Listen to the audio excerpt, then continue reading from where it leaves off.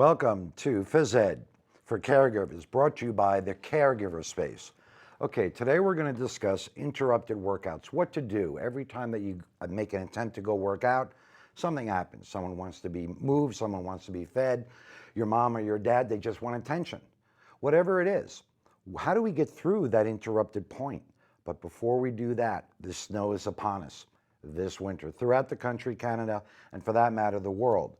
This is very important. I hope you can really heed this advice. Before you go out and attempt to shovel snow, it is critical.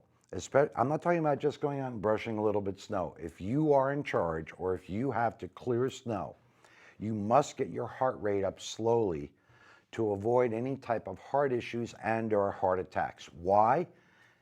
Exercise. You must do three things, right? You got to warm up, you got to stretch, and then you got to exercise. Well, shoveling snow is a form of exercise. Very important, because your heart rate shoots up quickly. So you never really hear about people that are going to run into problems that are warmed up and their heart rate slowly rises. How do you do that? Walk around the house, get warm, drink something warm, then do a couple light stretches, and then prepare yourself physically and mentally to go outside and do that tough work shoveling the snow. Okay, people say, well, I can't start my fitness program because what's the use? I'm not going to get any benefit. I can only do a couple minutes before I'm always interrupted. I want you to look at it a little bit differently. I want you to look at your exercise and workouts as if you're shoveling a big pile of sand into another part. And what's important is that you keep shoveling that sand and that shovel full of sand. Well, every time you work out, that's equal to one shovel. And every time you don't work out, that's equal to no shovels. And if you have an interrupted workout, maybe part of that shovel only gets full. But over time, that pile will get bigger and bigger. And if you don't work out, that pile of sand is going to erode every time you don't exercise. So don't think you're not going to receive a benefit just because you have to do 5 minutes here, 5 minutes there. Okay, what's the first thing you got to do? The first thing you have to do to work with your interrupted workout schedule is to come up with an interrupted workout program. So how do you do that? What do you need most? Do you need aerobic exercise? Primarily used for increasing your aerobic capacity, improving your heart, and taking mass and fat and weight and bulk off your body? Or are you more on the other side? Are you more slender built? Or are you more worried about osteoporosis and the fact that you have brittle bones and the fact that you need to add muscle to your body? That's the first thing, is define what your goals are, because during the interrupted workout program schedule that you're going to have, that's what you're going to mainly focus on. So that's number one. Number two, you want to have an alternate workout program in your home that you could use, just kitchen devices, and more importantly, how do you go about to do that? For instance, a great interrupted workout program is this. You have good intentions. You get on the bike, you get on the treadmill, you're warming up. All of a sudden, a loved one calls you and you have to go and take care of them. Not that you have to, you want to. You want to make their life better. Whether it's real or perceived, you're going to get off doing what you're doing and pay attention to that person. So you only got 3 minutes vested on that bike, let's say. So now you go and attend to that loved one, and what happens? You come back. Well, you don't have to start over. You got those 3 minutes vested. Get back on that bike or get back on that treadmill. Even if you do short intervals, increase the intensity, and you're still going to receive the same fat and calorie burning benefits as you would for a long sustained workout. Good interrupted workout at home is take some soup cans while you are being interrupted and you can't get back to your normal fitness routine, and you know you're not going to be able to put sweat clothes on that day and really get into the 4 phases of a workout: the warm up, the stretch, the workload, the cool down, and start doing some curls with soup cans. And then to make it more aerobic, you can march in place while you're doing that. You can also do a plie, you can do a lunge in between. So the kitchen is usually a good area where you can actually exercise and be active and receive some benefits. All right, the next thing I want to talk about is what to do with an interrupted workout when you can't get back to your workout for, let's say, 5, 10, 15, or 20 minutes. You started, you're sweating, and you're in that mode and you're in that mindset, But now your body's cooled down, and now you're like, oh my God, what do I do next? Do I have to start all over? No, just get on that bike or that piece of aerobic equipment for 1 or 2 minutes. You may or may not be sweating again, but your body received the benefit from that 5-7 minutes of interruption that you were just getting interrupted with, and then carry it over. Try to keep a log. In other words, you're going to see patterns and are going to fall into place with each day of the week caring for your loved one. In other words, Mondays at 11 o'clock, I always get interrupted. And that's the time I like to work out. Well, guess what?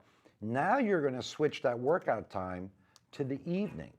Because when you're watching TV or you're playing on the computer and your loved one is asleep, that's also an alternate time. So you might need to, for certain days during the week, need to change the day that you're going to be doing your workout. So instead of doing, let's say, a full body workout regimen on Monday mornings, Wednesday mornings, and Friday afternoons, maybe that week it's Monday nights, Wednesday afternoon, and Friday evenings. So you want to be prepared, because those patterns you're going to see. That's why it's called a pattern. You're going to see, all right, Mondays are not working out. Or maybe Mondays are going to be your rest day. Maybe there's too much going on where you're going to do just your interrupted workout program, meaning that you're going to do some things in the kitchen. You're going to get your heart rate up a little bit. Another thing you can do is stretch at any time. Let's say that your loved one that you're taking care of just wants some companionship, and you're lying in bed together and you're watching TV.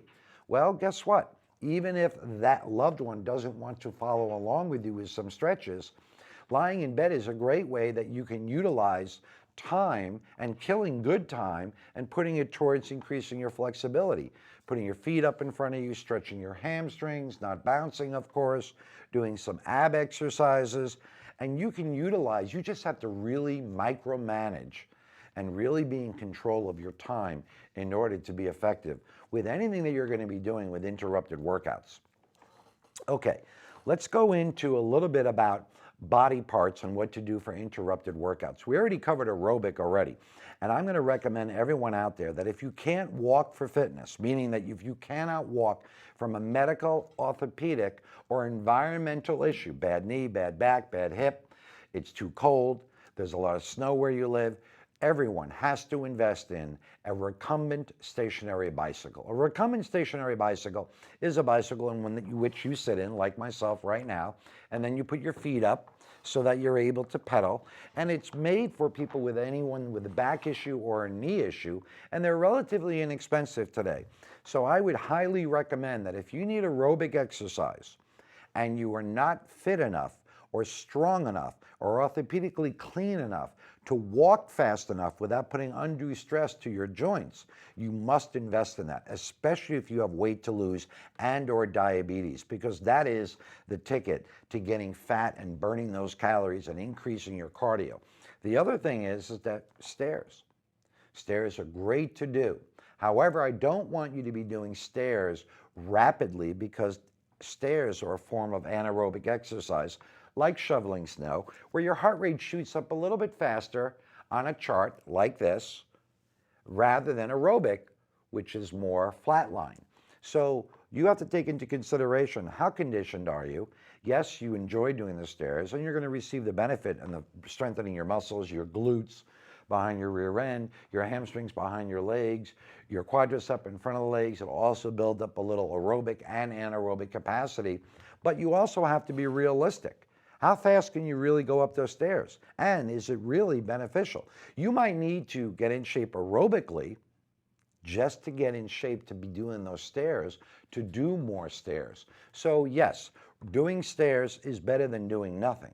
But please consider that your heart rate does shoot up and you don't want to overdo it, because walking up a flight of stairs is a form of exercise. All right, so you got your cardio taken care of. That recumbent bike, that's critical, that's key. Unless you're going to be going outside, and in this cold weather, I don't know too many people are going to be able to walk outside at 3 to 4 miles per hour, not putting undue stress on their joints and getting their heart rate up. Then, of course, you have to stretch. But now we're getting into the interrupted workout program as far as your arms. Well, what are some things that you can do with your arms if you can't do your normal exercise routine? Remember, I'm taking into consideration, and I am assuming that you already have a workout program that you are doing couple of days a week to better your life. And if you're not, of course, you know where to go to caregiverspace.org. However, outside of that, if you want to improve and tone your arms and build some muscle, you could do push-ups up against a wall. You can do some curls with soup cans or water bottles. You can do arm exercises, a lot of which we've covered in a number of our streams and, of course, our videos before. But you need to really buckle down with that motivation. You've got the holidays now. How do you avoid in interrupted workouts that unwanted 5 to 7 pound weight gain that everyone across the country is going to be doing? Well, you want to be doing intervals. In other words, 5 minutes on the bike here, 5 minutes walking there, 5 minutes walking up the stairs, 5 minutes maybe doing a squat or a lunge or a plie. All you need to do is figure out during the day where in that interrupted time allows you to be in that environment close to the kitchen, close to your fitness equipment, and close to your loved one. And then from there, you can manage your time effectively. If that's not going to work, like I said before, you're going to switch your workout time to a later date. Okay, don't forget to call in with your questions here at PhysEd, and that number is 212-604-9500, of course. And any question is not silly. Remember that. If you have a question or if you don't know what to do, we've been getting a lot of feedback on the website, and thank you everyone for reaching out to PhysEd. The most important thing with being a caregiver is strengthening your mind, strengthening your body, because your loved one is counting on you to take better care of them. Remember that. Okay, next topic within this is going to be within those interrupted workouts. Ed, I start my workout and now I'm halfway through and I can't get back to it. In other words, you've done half of your workout and you really want to finish. But for whatever reason, you're not even going to be able to get back to it. You're not going to be able to get back to your fitness workout routine, and you're not going to be able to do anything within the kitchen at that time. Well, guess what? I started out today by saying, you know, you didn't maybe get that full shovel of sand to make that pile, but you got that half shovelful, and it's going to add up. In the end, remember, exercise is cumulative. We'll get back to that. I think we have a caller right now. This is Edward Jakowski. Welcome to PhysEd. Hello. Hello. Can I help you? Yes, I'm calling. I'm trying to find out how I can keep myself healthy while I'm still taking care of my loved one. And I'm about 40, 50 pounds overweight, but I have really bad knees. Okay, the first question I'm going to ask you is that have you ever exercised before? Yes. Okay, how old are you, if you don't mind? 40. Okay, so you're 40 years old and you're 40, 50 pounds overweight. How long have you been overweight? A few years. Okay, so prior to those few years, you've gained those 40. Were you always overweight? That's important. No. Okay, so you gained 40 pounds in the last, what, 3 to 4 years? Yes, after I had my child. Okay, so let's talk about one thing. When you were doing exercise before, what were you doing? I was doing Stairmaster. Okay. And for aerobic, and then I was doing, sit-ups and so forth. All right, so you're somewhat educated about what to do, which is good. So, and your body, remember, the good thing about being fit before, and this is the greatest thing about fitness, is that your body has a computer chip in it that remembers, wow, what is your first name, please? Jane. Okay. Jane, okay. So your body has a computer chip that says, you know what, Jane, you used to be fit. That's the greatest thing about being fit, is that it takes about 1 to 3 months to get that computer chip to be working again, so that the first thing you need to do is, can you walk at all? Can you walk fast enough, you think, to receive any benefit, or are your knees too bad? They give out. Okay, so they give out. So before I was speaking about a recumbent bike, I would highly recommend that. Are you in a position to afford a recumbent bike? Yes. Okay, so let's say you're not, though, Jane, because we want to answer both people. So the answer to your question... Well, I have to get access to one. Okay, you can get access to one. All right, so that's the answer, is that you want to slowly, you have to do what we call you have to get in shape to get in shape. If you can understand that concept, and that is, it's been a few years, your body's been sedentary, you have achy knees, you're a little bit overweight. You want to start with bicycling 5 to 10 minutes a day, light resistance, at moderate speed, anywhere from 60 to 80 RPMs. Keep that resistance low so A, you don't bulk, and B, you take stress off your knee. Responds to that and your cardiovascular condition, because that's going to really dictate how much more you should be doing or how much less. So if you start out with 5-10 minutes a day and the next day you're just too sore, you overdid it. Scale back, and if you don't feel any soreness and you feel peppy, increase the intensity, and over time you want to build up to 30, 40, 50 minutes, and you can do that with watching television while your child is sleeping or taking care of a loved one while they're sleeping. I hope that was helpful, Jane. Thank you. Yes, I guess I was giving up too easily because I wasn't getting results, and I was overdoing and then hurting and not being able to get back into it. Well, and thank you. I'll answer your question. You can hang up now. We're going to get into a little bit of what you just said. You know, we are from a society where it's all or nothing. We have to do everything right away. Otherwise we're not receiving a benefit. Well, there's been a lot of misnomers out there as far as receiving benefit of fitness. Ideally, you want to warm up for 20, 30 minutes, receive aerobic benefit, then stretch. But if your body, and this is important, if your body is only capable of doing 7 minutes or 3 minutes on a piece of aerobic exercise equipment, and your heart rate goes up, and you're in a safe training zone, and you're sweating, and you're panting a little bit, but you could still carry on a conversation, which is important, your body is receiving that benefit. By the way, that's the same benefit that you just received as if PhysEd was doing 30 minutes on a treadmill, because you've challenged your system. The key, though, is to keep challenging your system. So not stopping at those 3 minutes after a week or two, because you'll be able to do 4 minutes or 5 minutes. And if you don't do 4 or 5 minutes, you're not going to receive the same fitness and calorie burning benefits.